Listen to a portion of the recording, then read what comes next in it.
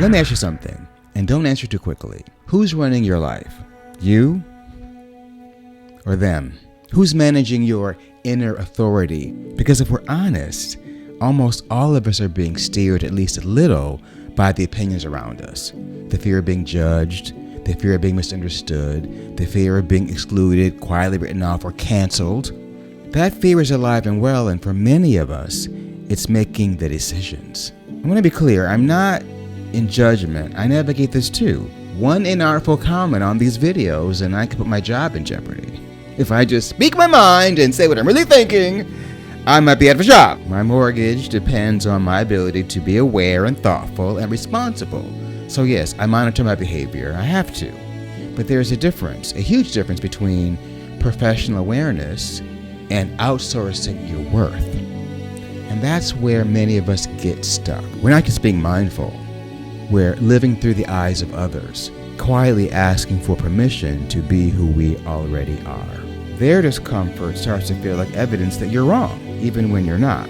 My name is Aubrey Lynch, and for the last 40 years, I've worked with thousands of high achievers. They were talented, driven, and accomplished, and yet deeply conflicted, not because they weren't capable, but because they were measuring their worth through other people's opinions. Welcome to Season 4 of Roar.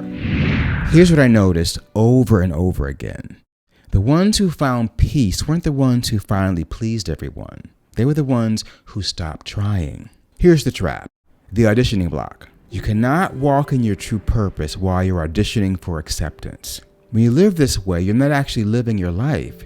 You're trying out for a role in someone else's production. And be careful, this often disguises itself. Your ego will tell you, I'm just being realistic.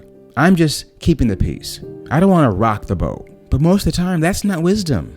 That's fear of judgment, wearing practical clothing. When we obsess over approval, we often end up validating other people's emotional wounds, projections, and conditioning. And then we mistake their discomfort for our truth. And that's how inner conflict and exhaustion begins. Let me explain.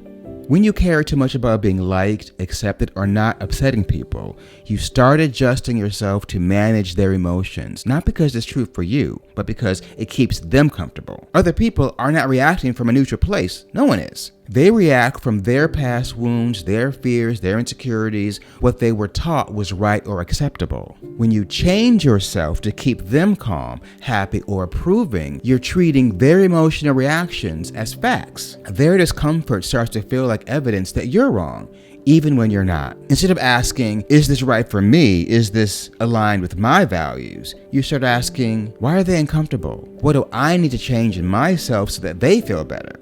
And now you're split in two. One part of you knows what's true for you. Another part of you keeps overriding it to maintain approval. Sound familiar? Happens to all of us. That constant self-betrayal creates mental fatigue, emotional exhaustion, resentment, loss of clarity. You're carrying your truth and their unresolved stuff at the same time. Heavy.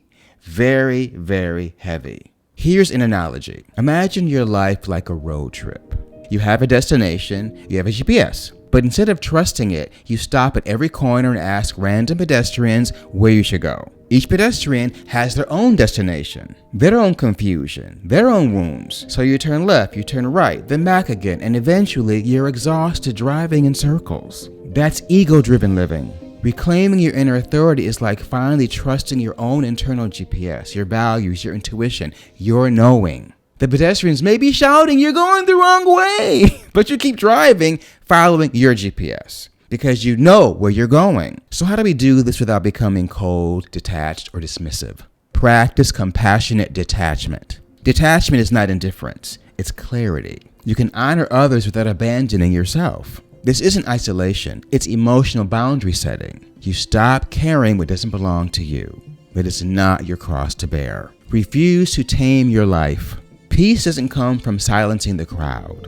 Stop trying to tame your life to please everyone else. Learn to walk forward even when the crowd is watching and disagreeing with you. The noise may continue, but it no longer dictates your movement. Leaders do this. Artists do this. I've worked with 1 million of them, and they refuse to tame their lives. Anchor yourself in your core values. Opinions fluctuate. Values don't. When you act from values instead of reacting to opinions, something powerful happens. You build self-trust, and self-trust is the foundation of the higher self. The inside job shift. The ego fears rejection and seeks safety. We understand this.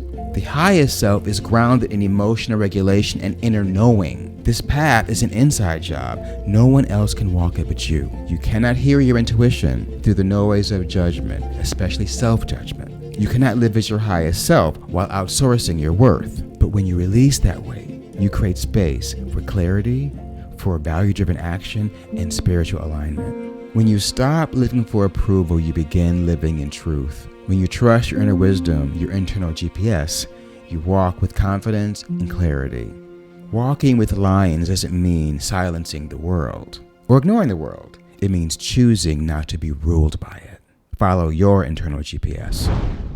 As you navigate the world with your internal GPS, in the next episode, we're going to build on this by learning how to communicate your needs by building healthy relationships without guilt or self-betrayal. Keep walking, aligned, grounded, following your GPS, rooted in the truth of who you are. One planet, one tribe, one world, one love. I'll see you there.